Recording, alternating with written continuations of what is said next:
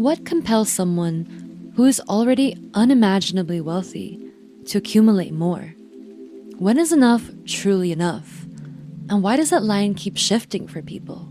Did you come from a lot of money? No. I came from the opposite. I can't even believe I'm saying this, but I am worth about $22 million. Goodness gracious. I grew up in the intersection of class change between Malaysia and China. My family came from generations of poverty, and yet within my lifetime, they climbed the social mobility ladder and became wealthier than ever. This is my social mobility hot take. I watched my parents accomplish the American dream. There's this cultural pride of having made it. It's this survival story, a rags to riches arc. But even though people around me had all the money they needed, they were still stressed. In contrast to the more beautiful world my community had strived for, I saw how they were now using money to control, to perpetually self-soothe, to hold power over others. And there was still just this survivalism that they had, that I had. What was this about? Money definitely helped, but why didn't it solve all of our problems? I think there's just a limit on how much money will create that salve and that relief people are looking for. The problem that I see is that we don't know limits. I'm Miho Soon, and this is Money Trauma, a podcast series revisiting the inner human experience of money and work.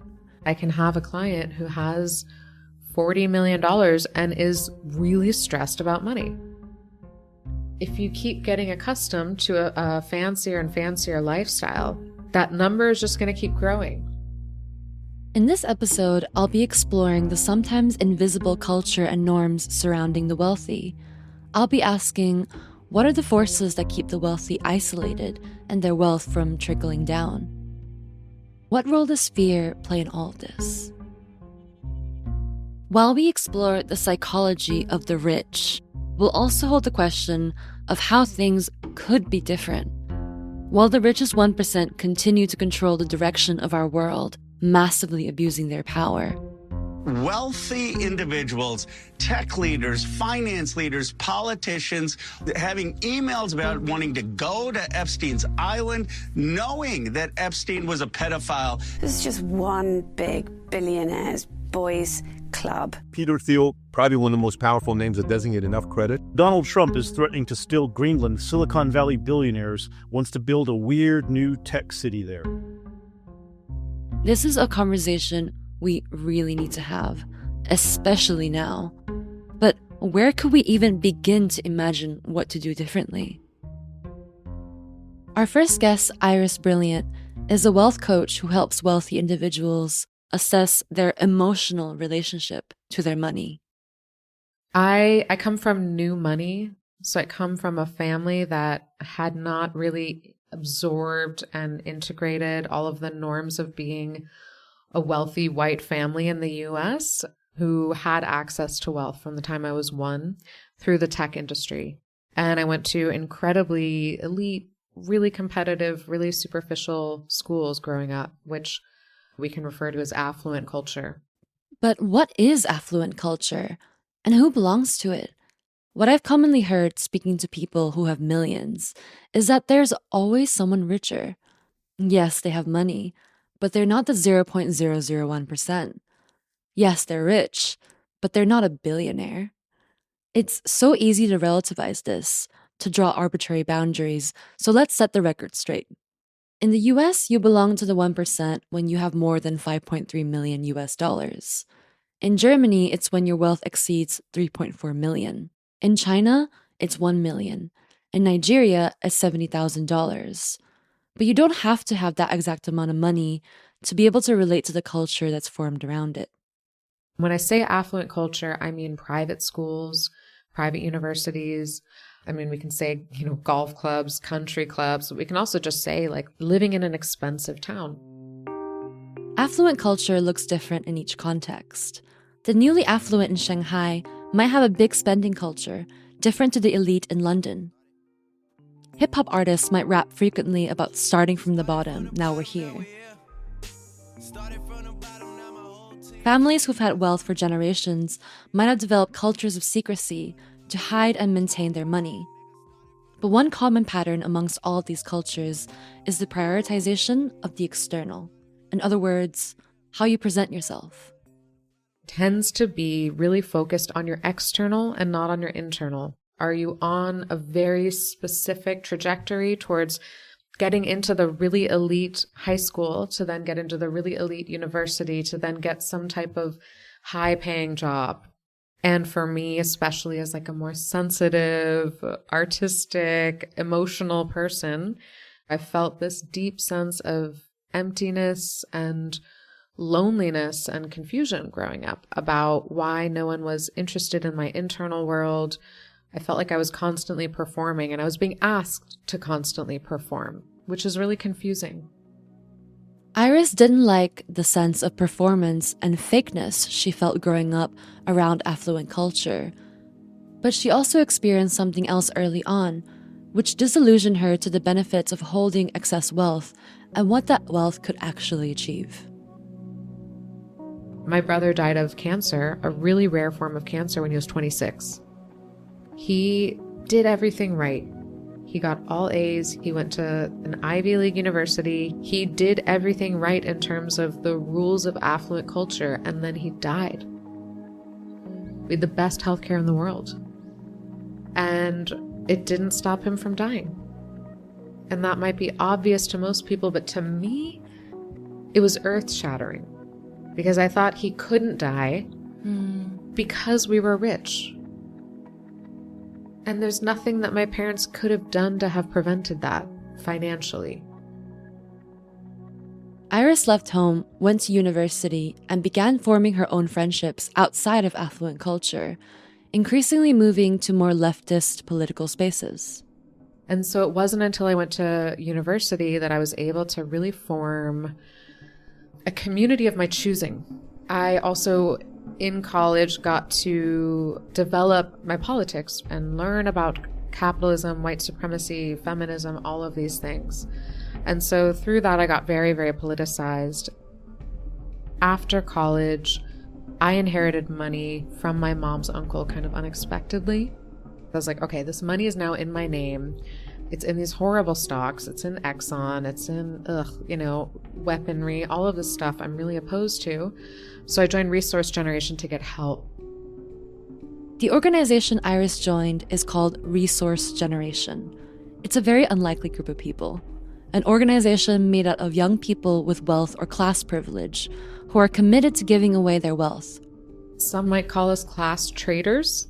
That's one label. Others might say anti-capitalist, but what matters most is that there is this growing, well-coordinated movement of wealth holders who are willing to not just talk about the problems of the economy, but put money where their mouth is and really start redistributing money at a level that is not so typical. We envision a world that is racially and economically just and one in which land, wealth, and power are shared. The multiracial membership organization for young people ages 18 through 35. I felt my soul come to life when I had the chance to really challenge people to give more, to really face how much money they had. Over the course of 7 years, she's helped to move more than $10 million into social justice. I think I've spoken about you to other people and they're like, oh, that feels very niche. It is incredibly niche. There's no grad school program to become a wealth redistribution coach. I didn't know anyone who did that. I hadn't heard of anybody doing that, and got certified as a coach and just kind of built a practice from the ground up, really figuring out through trial and error how to offer services and programs for wealth holders that not only will create these external things we need and desire, like seeing money move, but also seeing people really change. Who am I in the world? What do I believe in? What I saw again and again was people would go through kind of the phases of grief, the denial and the anger and the grief. Like, it has its own predictable cycle when you're asking someone to break the rules of affluent culture. What processes do you go through in your coaching to help wealth holders reflect? I ask people, in what ways they use money to self-soothe, what their biggest fears are when it comes to giving away more money, what's really the worst things that can happen. This work is hard, and so you really have to want to do it. And there's usually some deep reason why someone decides to do coaching at the time they decided. Mm-hmm. They went through a crisis in their family, in their relationship, or they woke up to a huge political crisis that they hadn't previously been aware of, such as the genocide in Gaza and in Palestine, or Trump getting elected. Before I even arrive at the Oval Office, shortly after we all together win the presidency, I will have unfolded at a newly opened aid distribution site in southern Gaza, prompting American security contractors who are manning the facility to actually withdraw. So there's usually a deep reason why someone is motivated, and that motivation has to be bigger than the discomfort with the stuff that comes up in the process. We really can't use money to control the future.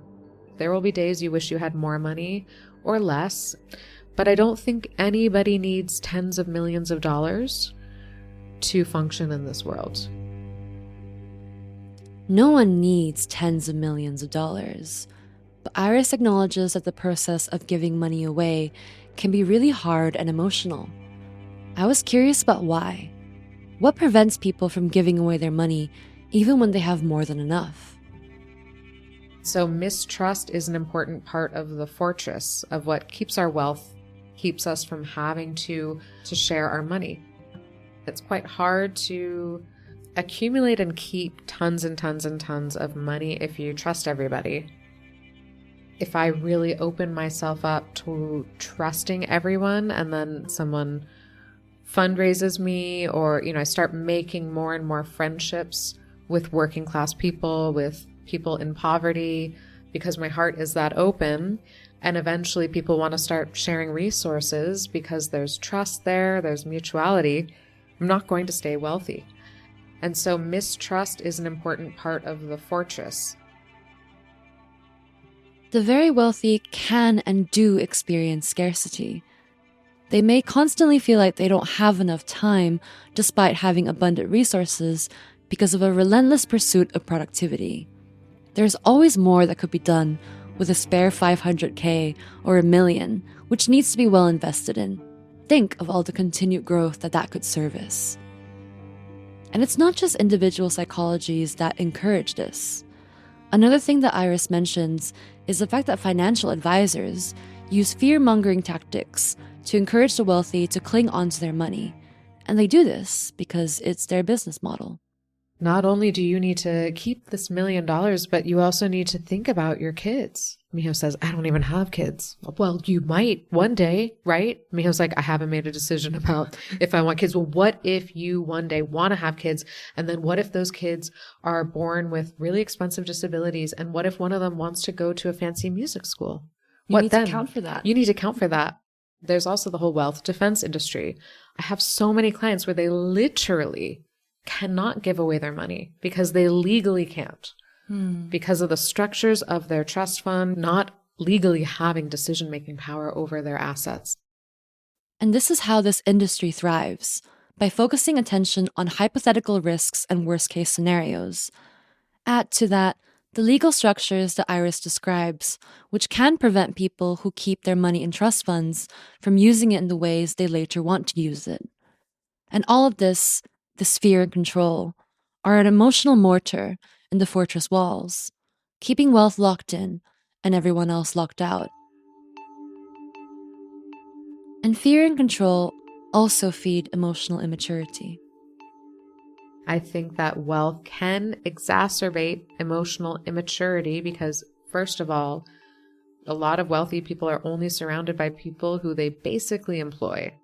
You employ your financial advisor, you employ your lawyer, you employ the people to clean your house, you employ your children's teachers at a private school. So when you have that level of power and influence, people are going to be understandably quite reluctant to give you feedback, to be real with you, to tell you how your actions impact them.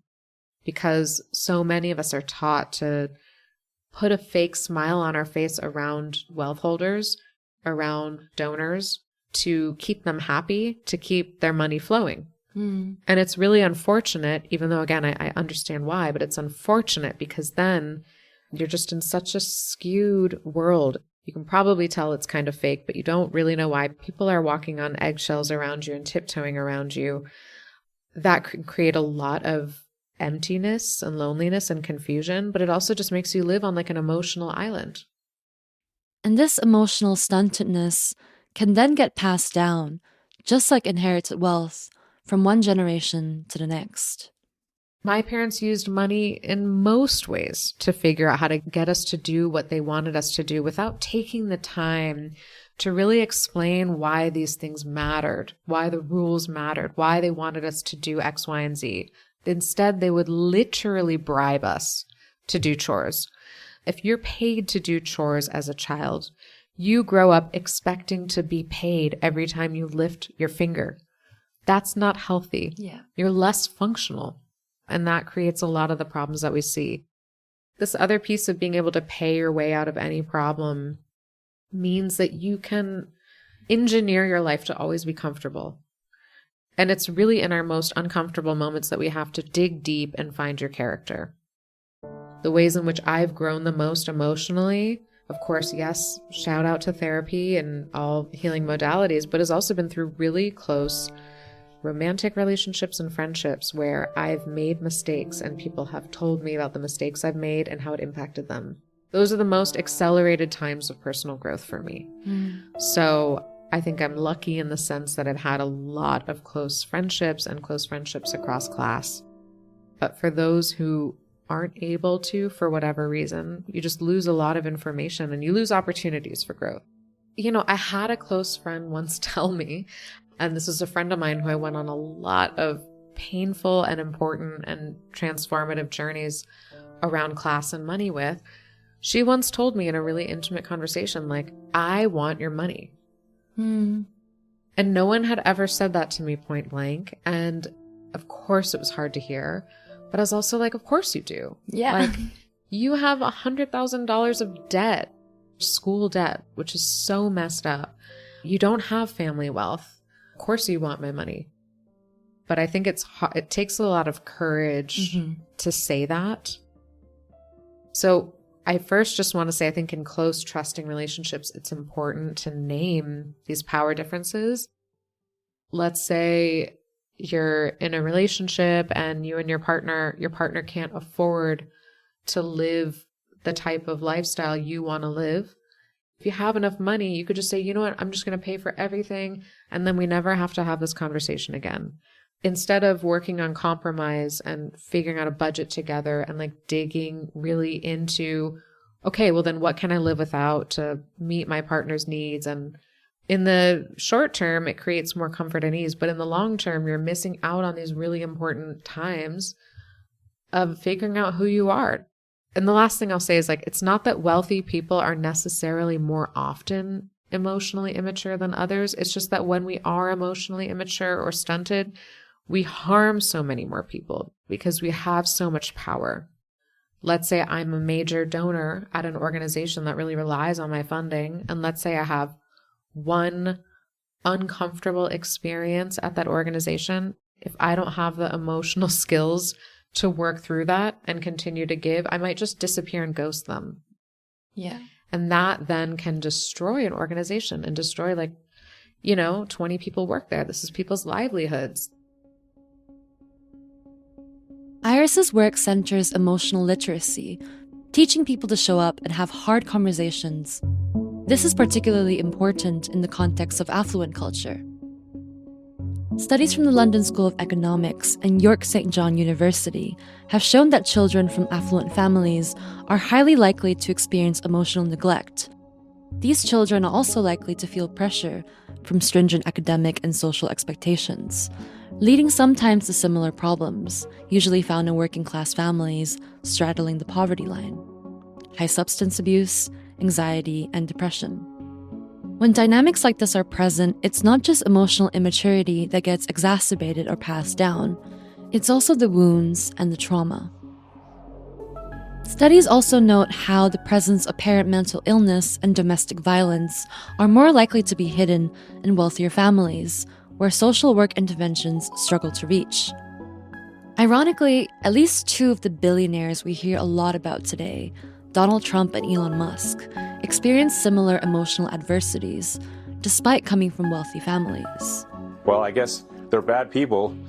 Bad people will do bad things. I could stand in the middle of Fifth Avenue and shoot somebody and I wouldn't lose any voters, okay? Elon Musk has said himself that he was severely bullied and beaten up in schools where he grew up in South Africa. His father was said to have responded to this by calling him a loser and saying that it was his fault. Trump's niece, clinical psychologist Mary L. Trump, published detailed accounts of his upbringing with a book titled Too Much and Never Enough: How My Family Created the World's Most Dangerous Man. She writes about his, quote, high-functioning sociopath and emotionally abusive father, and his younger brother who died of alcoholism. I recall the phrase, hurt people hurt people. I don't bring up Musk and Trump's childhoods to create empathy for them. They are adults now, with so much more power and responsibility over others. But they're not monsters that were born out of nowhere. They came from a context and a certain set of values. With all of these examples of powerful rich people doing harm and hurt in the world, it's no wonder we have movements like Eat the Rich. After Luigi Mangione killed Brian Thompson, companies like Allied Universal were flooded with inquiries from wealth holders looking for bodyguards for personal security. I'm not looking at your pockets. I'm strictly talking about fucking billionaires. The only way to fix the problem is to get rid of the rich, to eat them. They must perish. The super wealthy have the option to gate themselves away, adding even more fuel to the fire.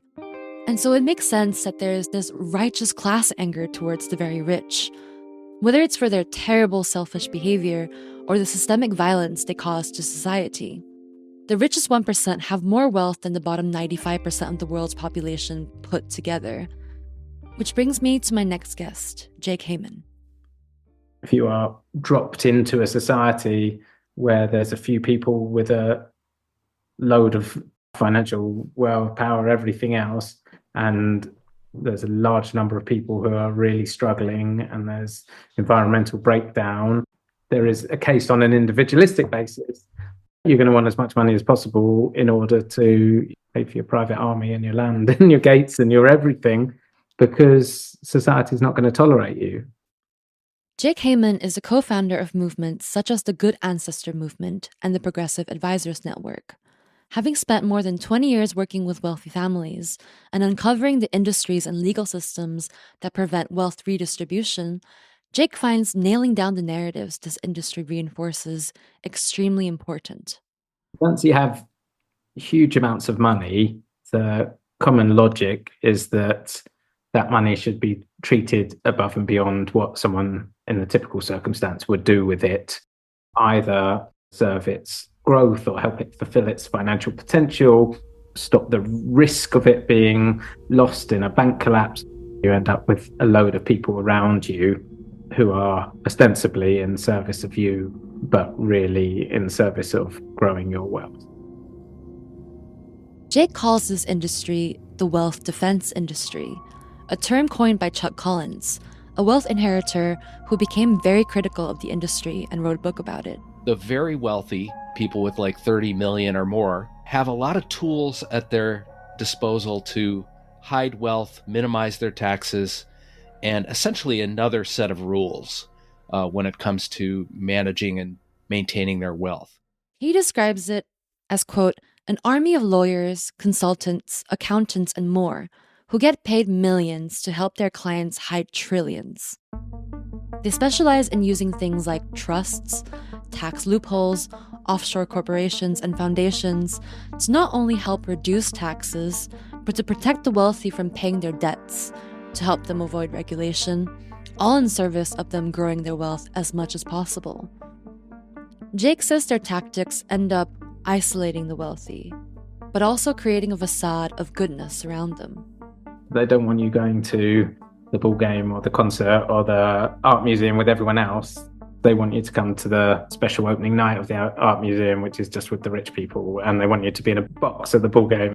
And all of these little things, where you live, where you send your kids to school, they start to take people away from society, which makes narratives about society much easier to hold, because it's much easier to have a simplistic view of something that you're more disconnected from. Particularly the narratives around your ability to save society, be a savior towards it, be a good actor. And so people will disconnect from society and then give to it. And when they give to it, there will be celebration events. People will start to identify with those celebration events and them being good people. And at the moment, making a ton of money and then giving a bit away is seen as like heroic. Is it important for a lot of people? Like, is that a huge factor to continue wanting to do good? Yeah, absolutely. And again, back to the role of advisors, I remember sitting in meetings with people who say, we've decided to allocate £250,000 of the family to give away. And their banker's saying, that's incredible. Let's put it in an investment fund so that you can keep helping the world. And they end up giving away £5,000 a year or whatever it is, 10 grand a year. It's not significant money, but it allows them to be good in perpetuity. It's interesting how much this doing good is capitalized. It's really at the heart of the narrative, isn't it? Society idolizes rich people. It loves to hate them as well, but it does idolize them. The infantilization that they experience at the hands of their advisors, that if they want to protect their families, think about future generations, keep being good, they pull on all of these things and then just tell them, just do what everyone else does and sign here. The advisors are not doing it themselves from a point of malice, they're doing it from a point of client service. And their politics are, I serve my client best by getting them rich rather than helping them create the society that they want to live in. Tax loopholes and offshoring practices are suddenly framed as tax optimization.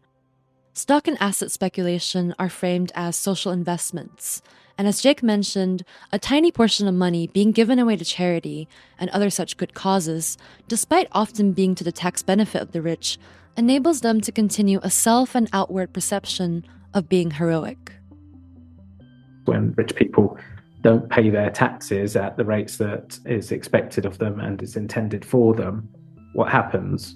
Public services don't all close tomorrow, but the school has less money because less taxes are paid and therefore teachers get paid less. That is why you have working people tipped into poverty. That is the indirect consequence of the decisions of wealth holders to tick this box and sign here. You've got out of that so that you can do good. Oh, that's amazing. I'll give £1 million to charity. And in fact, I won't give it to charity. I'll give it to my own foundation. And then I'll put it in an investment fund with Goldman Sachs and it'll go into Shell and BP and you know, get me 5% a year to give away to charity so that I hold this endless power over the world. But the whole point is that you've kept 4 million for yourself that no one talks about. Because giving £1 million to charity is so generous, it becomes something that's over-celebrated and no one stops to kind of mark the homework. We really can't use money to fix our existential threats as a species, to fix our huge collective massive challenges, to prevent war, to prevent genocide. Like, we can't do that. I think it's super understandable to glamorize money. First of all, that's what the media does all the time. We're so obsessed with the rich. We love movies and media and stories about the rich and blah, blah, blah.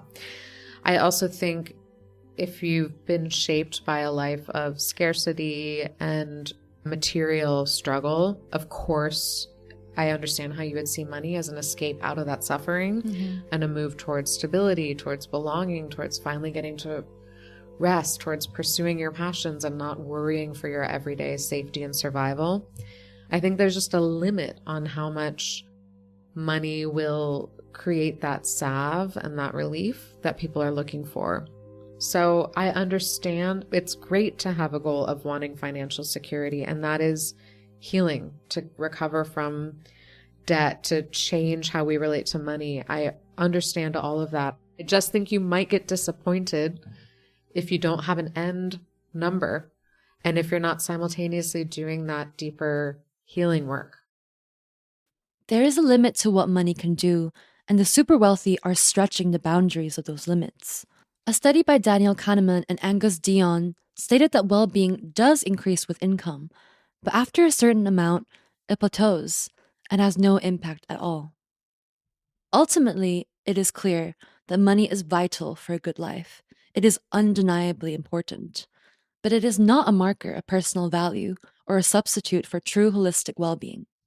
Despite what we've mentioned in this episode about all the psychologies and cultures that set people up on this trajectory of accumulation and keep them there, we also see individuals like Iris who dedicate everything to break the patterns they're caught in and change course. And so, what does accountability look like? Throughout this episode, we've named what it's not. Both Iris and Jake believe in a new framework, systemic change of the wealth defense industry, and redistribution. If we share the end game of wanting to create a really equitable society economically, we need to get really smart and savvy about how trust fund laws work so that we can figure out how to get rid of these damn trust funds. I had the privilege, I would say, of getting to lead a workshop series this summer for descendants of Nazis. Capital N Nazis, as in Germans and Austrians who either have a known family member who was like a card-carrying Nazi, or they have access to wealth that came in some way through the Third Reich. Either they had a family member who fully embraced Nazi ideology, or they had a family business that cooperated with the Nazis, but they know in some way that the money they have access to today, in some way, came at the expense of those who were targeted by the Third Reich, including people who grew up in a home, who had used to live there, who had been forcibly removed and most likely, but not always, murdered.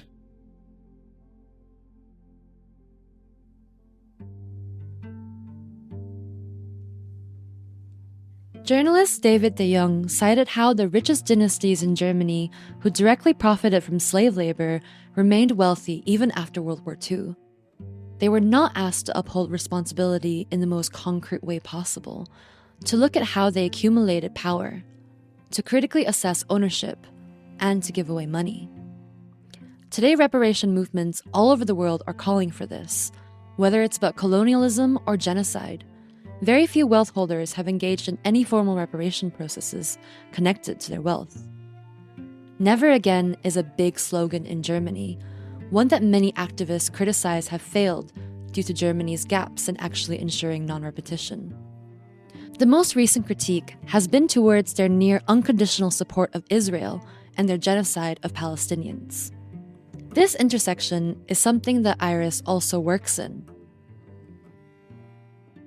I feel very passionate about that as a Jewish person. I'm now starting to develop a longer program for people who have this history, who are really ready to do some deep ancestral healing work around their lineages of perpetration, who are ready to, just start to kind of release some of the burden of carrying around that lineage and change that burden instead of it just being individual guilt and shame, but moving it towards action.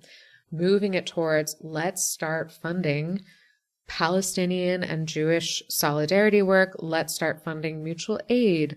Let's start talking to our family members about, hey, I know grandpa kind of, didn't do such great things. Let's talk about it. What did he really do? What are we really responsible for? Really having the courage to face this history, which most people have not been able to do because the conditions weren't quite right. As an anti-Zionist Jewish person and as someone whose family was murdered in the Holocaust, it's very intense, but it also feels really right to help lead this work. And it gives me so much hope because the participants who did the workshop series this summer, it really moves me. They really showed up doing this incredibly painful work that is filled with shame. And to do that with Jewish facilitators and to trust that we weren't going to demonize them and that we were going to love them through it really, it gave me more hope maybe than anything I've done professionally. It gives me the challenging opportunity to like figure out where the edges are of my own healing in that lineage and to learn how to become closer with white Germans who have this history and to not be afraid of them, to not see them as the enemy, to just see them as someone else who's inherited a legacy they did not choose to inherit. Similarly to Iris, Jake also helps financial advisors to work in more value-aligned ways. He helps to create communities where advisors from different organizations can step forward and be honest about the loopholes, tactics, and frameworks that their companies are using. I'm now spending most of my time building similar movements where you get people who are professionals in an industry to come together in confidential, closed spaces where they put down their organizational identity and put down their own sense of responsibility and guilt or pride or anything else, and have a frank conversation with peers who would be competitors but aren't in this space to talk about what are the cultural norms of this sector that are usually problematic, rather than leave that meeting with a guide to how I'm going to fix my organization. You leave with a realization that none of us is going to fix our individual organization without all of us acting. And that's when you get into collective whistleblowing or collective action or collective petitioning to draw attention to some of the practices within an industry that puts pressure on it to change.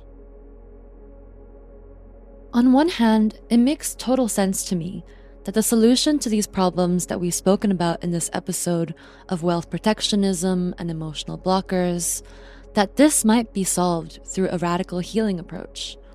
But I can also imagine listeners wondering, is the main takeaway from this episode that I should just have more empathy for the rich? No one's making you heal rich people. It's just the profession I've decided to take on. So you don't have to, dear listener, dear skeptical listener, you don't have to take this on as your life's calling.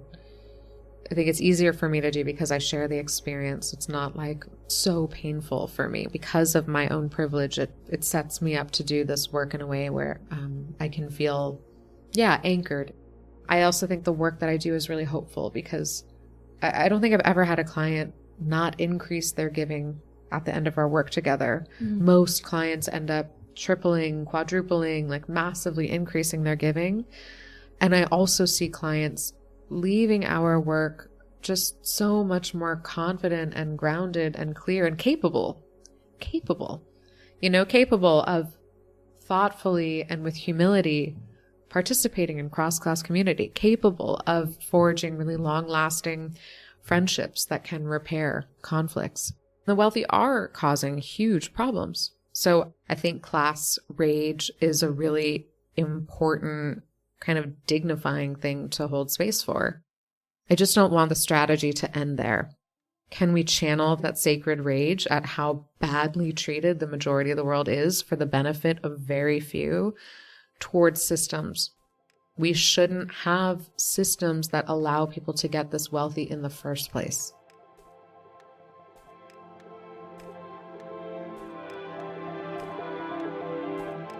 What if we were able to hold space for class rage and use its energy to change systems? Maybe it's about mobilization, seeing things clearly so that we can act differently. Maybe this episode encourages you to go speak to someone you know, a family member, a friend, to broach a difficult conversation around money that you've never had before. Whatever your context, it's powerful to realize just how much emotion is tied up with money. And maybe it's just about starting from there. You can check out Iris's ongoing work and her upcoming programs at irisbrilliant.com or on her Instagram. Check out Jake Heyman's work through the Good Ancestor Movement and the Progressive Advisors Network. This project is supported by the Network for Social Change and the Post-Growth Institute. It was produced and edited by me, Miho Soon, and Phoebe McIndo, featuring an original score by Bartu Kulha and other royalty-free contributors. To dive deeper into the topics discussed and learn more about our guests and contributors, please refer to the show notes or visit our website at moneytrauma.org. See you next time.